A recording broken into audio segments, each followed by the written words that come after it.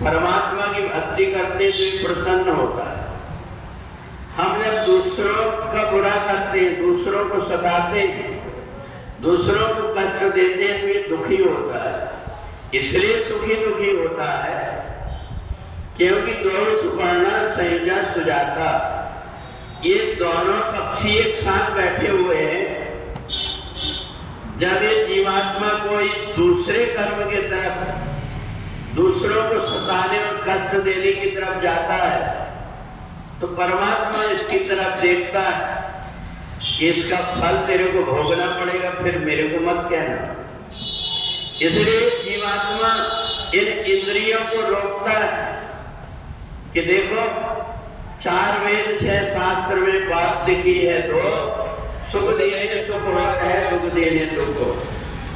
इंद्रियों को ये बुद्धि रोकना चाहती है, परंतु जो इंद्रियां विषयों से लिपटी हुई है, विषयों में उसको आनंद आता है, वो इस बुद्धि की बात को नहीं मान करके मनमानी करने लगती है। और मनमानी करने वाली इंद्रियों के कारण ये जीवात्मा जब दुखी होता है तो उसको ये लगता है कि कम से कम शरीर रहते हुए मैं नहीं कर पाया ये सब कुछ, अब तो जाने का समय आ गया, इसलिए अब अपने आप को संभाल करके चलूं, ऐसे कोई कर्म ना करूं जिसके कारण कि मेरे को बाद में फिर से बहुत सारे कष्ट झेलना पड़े।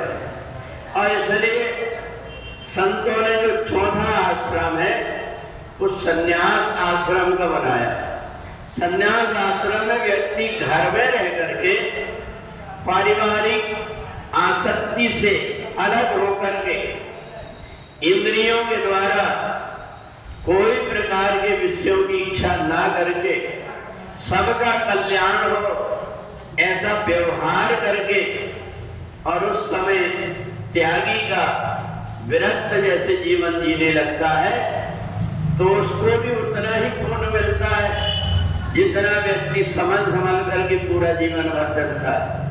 आखिरी समय में कहते हैं अंतमति सो गति, आखिरी की हमारी बुद्धि भ्रष्ट ना हो जाए, नहीं तो जड़ भरत जैसे पूरे जीवन तो साधना करते रहे परंतु आखिरी में मोह और आसक्ति में पड़ करके अपने आप को बर्बाद करके ऋषि से जानवर बनना पड़ा।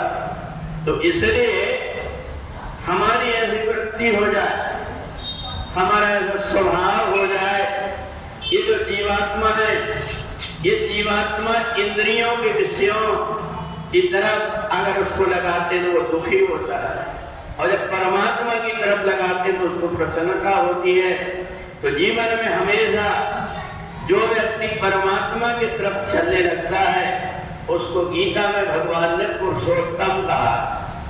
ऐसा व्यक्ति जो अपने जीवन को संयमित बना लेता है, देख लिया उसने सब कुछ करके कि संसार में जितना जो कुछ भी है सुर नर मुनि सबकी यह रीति, स्वार्थ लाभ करे सब प्रीति, जितना भी दिखावा और नाता है ये सब स्वार्थ का है।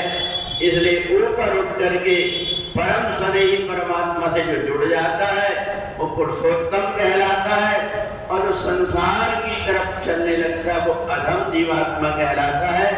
दोनों में अंतर ये है कि अधम जीवात्मा को बार बार जन्म मरण में पड़ना पड़ता है, और जो पुरुषोत्तम होकर के परमात्मा की तरफ चलने लगा उसका आवागमन का बंधन मिट जाता है।